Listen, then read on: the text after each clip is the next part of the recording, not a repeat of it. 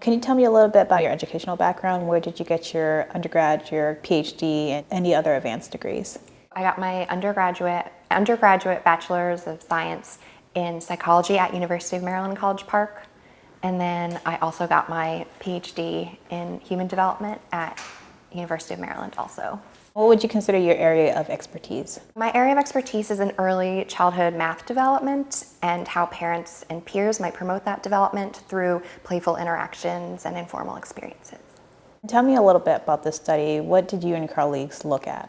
We looked at how parents and preschoolers explore math during play, particularly with a tablet-based board game.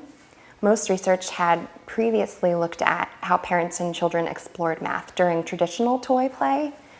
And given the increased prevalence of tablets and technology and portable media devices in families' homes with young children, it was really important for us to start to look at how parents and preschoolers might be exploring math on these digital devices. How did you go about setting up the study? How did you collect the data?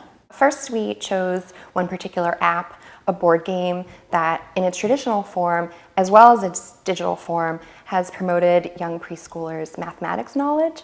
And so we thought that was a particularly good way, particular app for us to look at how parents and children might explore number concepts that the particular app or board game emphasizes. And so the way we collected our data was we brought our tablet to a children's museum in Baltimore called Port Discovery, and we approached families, asked them if they wanted to participate in our study, and then we invited them to participate to our area of the museum where we were collecting the data, and we had parents and children sit down and play our board game on the tablet. How many kids did you get involved? What were the ages? We worked with 51 families with children ages 4 and 5. What did you find? What we found was, so in addition to watching families play the tablet board game on their own, for half of those families that were randomly assigned to also receive a little bit of suggestions on ways they can support their child's number knowledge during the game. So we told parents, try to focus on teaching your child about numbers while playing the game. And this could include naming the numbers on the spinner or the spaces, counting the spaces as you're moving, and talking about the number of spaces until you reach the finish line. So how long did you have them do this for? I'd say about 15-20 minutes. What did you find in the study? What we found is that for parents who didn't receive any instructions at all on how to support number, we actually found a lot of really rich parent-child number-related interactions, a lot of really great math talk during their play, and it included things such as number talks, such as talking about the numbers on the spaces and the numbers they had to move, as well as spatial concepts, such as where in relation to each other and to the end the different characters were in the game. And in addition to that rich talk that we found just naturalistically with parents and children just playing the game, when we prompted parents to focus on teaching their child about numbers, we saw a significant increase in parents' number talk overall, as well as about specific concepts of naming numerals, as well as talking about specific quantities, labeling those quantities. With that increase in the parent math talk, how does that correlate to the children's math skill? So what we found is that when parents were prompted to teach their child about numbers, when they spoke to their child about counting, specifically counting out loud, they did so less when their child's number skills, particularly their counting skills, were more advanced. So perhaps they were more sensitive and thinking about their child's number skills when they were talking to them about counting. Was there a little test that you give to kids after you had this game demonstration with the parents? Yes, so after parents and children played our board game, we asked children to play some number games with us, and so we looked at their magnitude understanding through a number line task, and in addition, we had children count out loud as high as they could. How did the kids perform? Kids performed about average for their age. And so they had some concept of numerical magnitude, and they were relatively good at counting. If the parents talked more math with them during the game, did the children seem to know more math skills? We did not find a correlation other than the one that I talked about with the counting. But we also were basically testing kids' skills at the same time, so we didn't actually find any we wouldn't expect there to be any improvements for that one particular visit. However, what's kind of suggested is that if parents are talking more about math, and this is the case in the literature, early math talk is related to children's later numerical knowledge understanding. What the findings suggest basically for parents. What this suggests is that tablets are actually a really great medium for promoting parent-child math talk and supporting that math talk, particularly about numbers as well as space.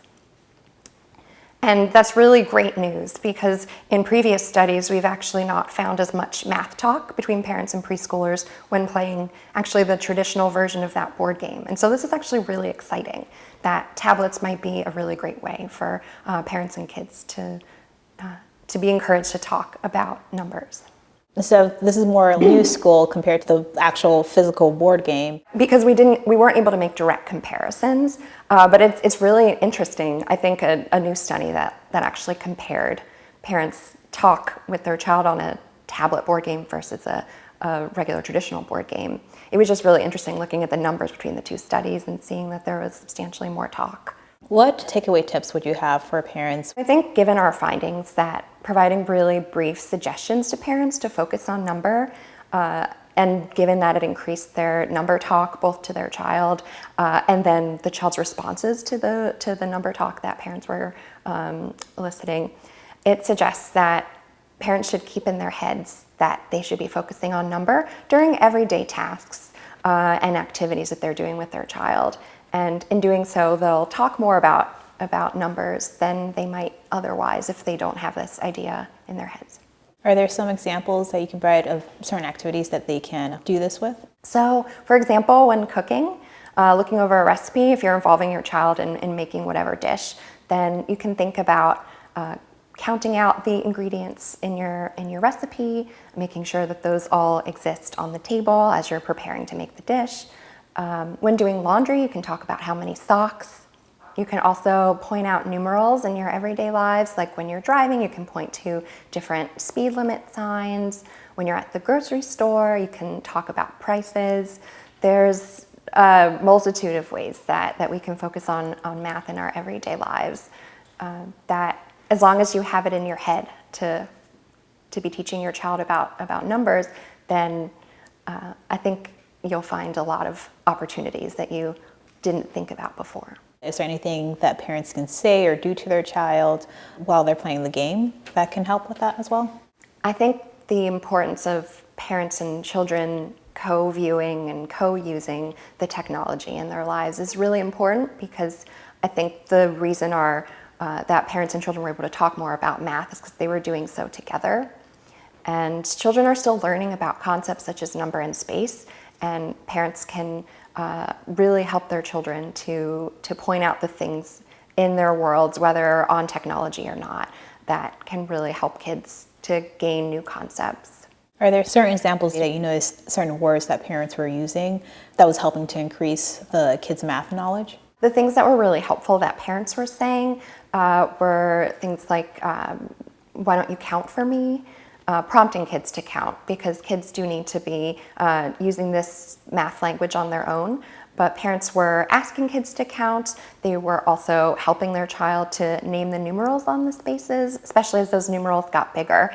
It was important that parents were labeling those numbers for the kids. Also kind of translating what it meant that the spinner said. Pointed to 1 or 2. What does that mean? So we've now labeled the number. Now let's talk about how many spaces we actually have to move. And so on the spinner, it was just 1 or 2. At the same time, children needed to be able to move the right number of spaces.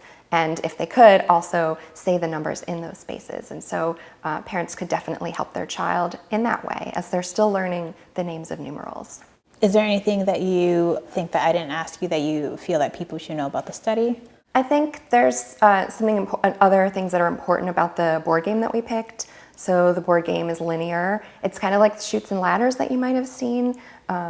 Numbers are represented linearly in order of magnitude, so 1 to 10, 11 to 20, and that's really important for helping kids to form a mental number line that represents what our number system looks like. Each number is in order in magnitude, and each number is evenly spaced next to each other. And helping kids to see that spatial representation of numbers is really helpful for their magnitude knowledge, and that's kind of what helps that, in addition to naming numerals and seeing them in order, is what helps to build children's magnitude knowledge as well as their counting and numeral knowledge.